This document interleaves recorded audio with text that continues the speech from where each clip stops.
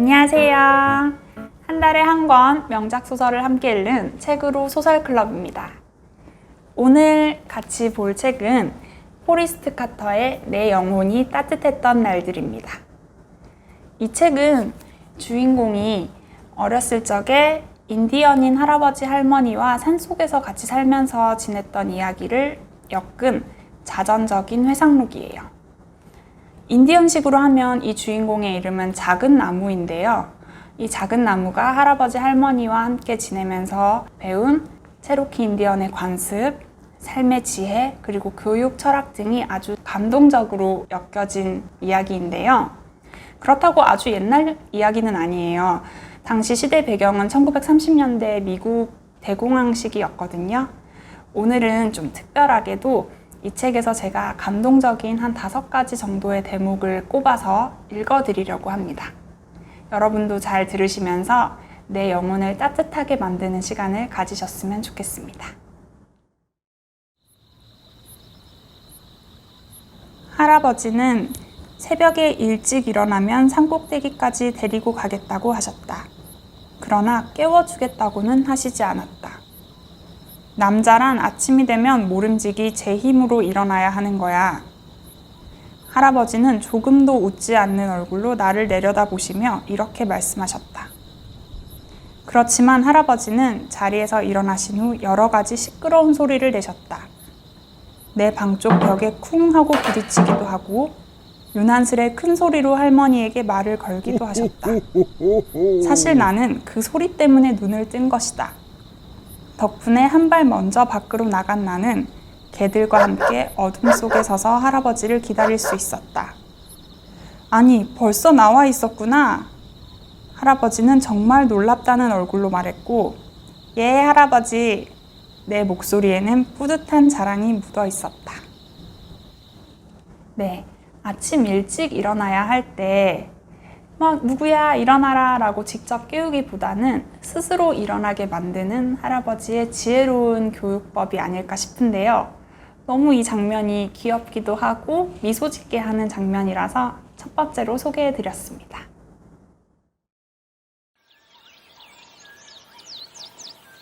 나만의 비밀 장소를 찾아낸 것도 개울을 따라 올라가던 중이었다. 그곳은 약간 산허리 쪽으로 올라선 곳에 있었다. 그곳은 월계수로 빙 둘러싸인 채 늙은 미국풍 나무 한 그루가 굽어보고 있는 그다지 넓지 않은 풀밭 둔덕이었다. 그곳을 본 순간 나는 그곳을 나만의 비밀 장소로 삼기로 작정했다. 그 뒤로 나는 심심하면 그곳에 들르곤 했다. 할머니는 체로키라면 누구나 자기만의 비밀 장소를 갖고 있다고 하셨다. 할머니 자신에게도 비밀 장소가 있으며 할아버지에게도 있다. 지금까지 한 번도 물어본 적은 없지만 할아버지의 비밀 장소는 산꼭대기 가는 길 어딘가에 있다는 걸 알고 있다. 할머니 자신이 보기에는 대부분의 사람들이 자기만의 비밀 장소를 갖고 있는 것 같지만 확실하지는 않다. 한 번도 그 문제에 대해 조사해보지는 않았으니까. 하지만 비밀 장소는 누구에게나 꼭 필요한 것이라고 할머니는 말씀하셨다. 그 말을 듣자 나한테도 비밀 장소가 있다는 사실이 그렇게 뿌듯하고 자랑스러웠다. 어떠신가요? 여러분은 나만의 비밀 장소를 갖고 계신가요? 비밀 장소를 갖고 있다는 것은 내가 상처를 받거나 힘들 때 혼자 들어가서 스스로 생각할 시간을 가질 수도 있고 회복할 수 있는 기회를 가질 수 있는 아주 소중한 공간이잖아요. 이 체로키 인디언이라면 누구나 자기만의 비밀 장소가 있다고 하니 우리도 비밀 장소를 하나씩은 마음에 품어보는 게 어떨까요?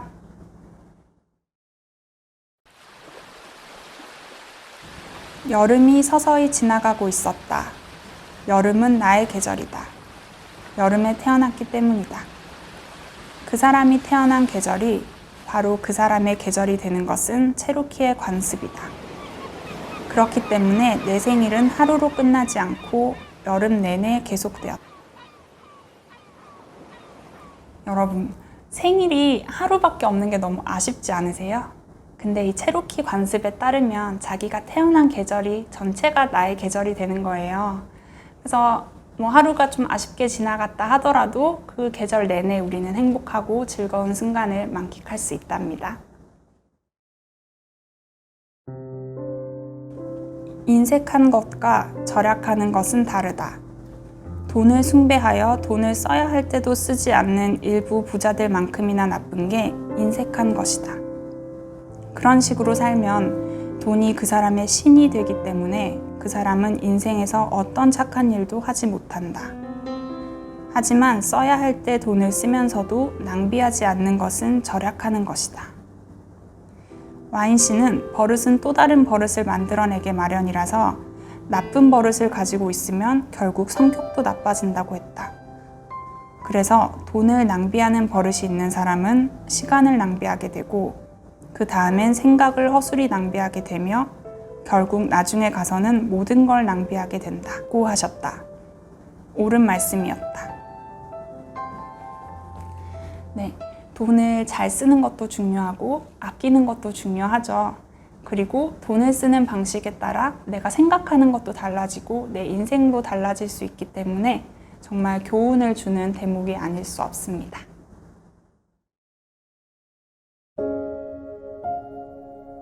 체로키들은 저 멀리 해지는 곳으로 가야 했다.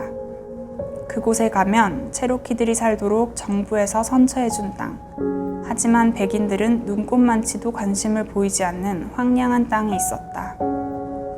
병사들은 그 드넓은 골짜기를 총으로 빙 둘러쌌다. 밤이 되면 빙 돌아 피워놓은 모닥불이 총을 대신했다. 병사들은 체로키들을 그 원 속으로 밀어넣었다.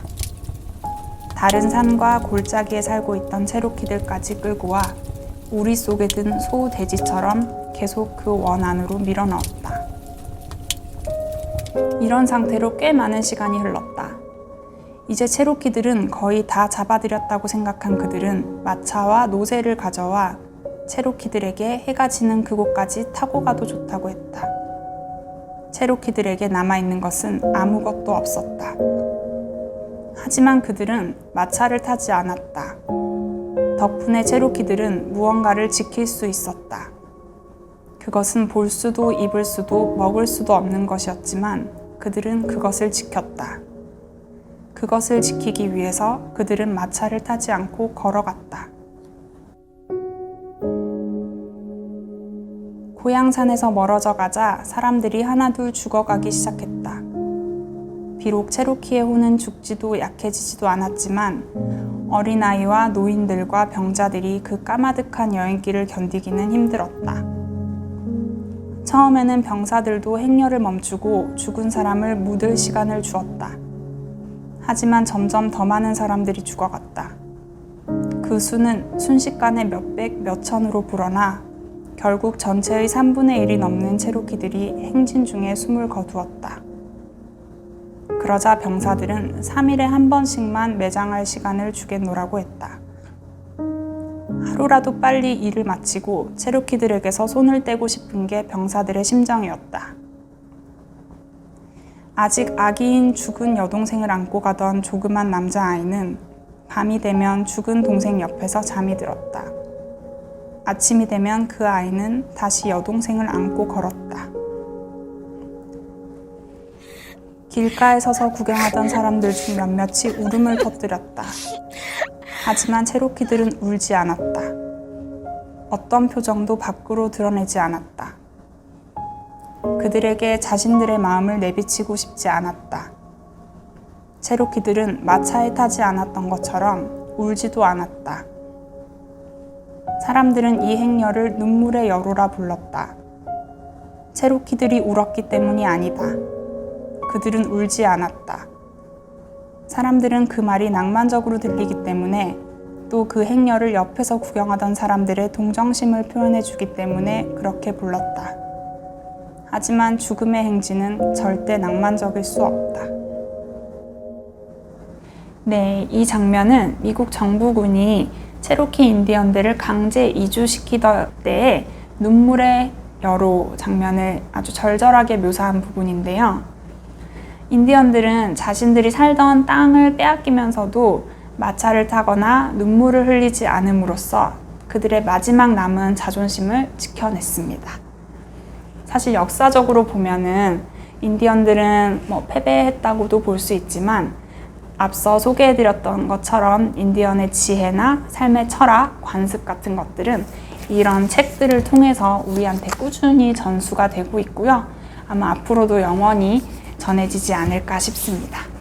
네, 오늘 제가 이 책에서 꼽은 5가지 명장면을 읽어드리면서 여러분들께 책을 소개해드렸는데요. 어떠셨나요? 오늘 좀 체로키 인디언에 대해서 좀 가깝게 느껴지셨나요? 이 책은 미국에서 서점 직원들이 팔았을 때 가장 보람을 느끼는 책을 꼽는 애비상이라는 게 있는데 거기서 1회 수상작이기도 해요. 저도 오늘 이 시간에 여러분께 이 책을 소개해드리게 되어서 정말 기쁘게 생각하는데요. 마지막으로 이 주인공 작은 나무의 할아버지가 돌아가실 때 남긴 유언을 들려드리면서 오늘 이 영상은 마치도록 하겠습니다. 이번 삶도 나쁘지는 않았어, 작은 나무야.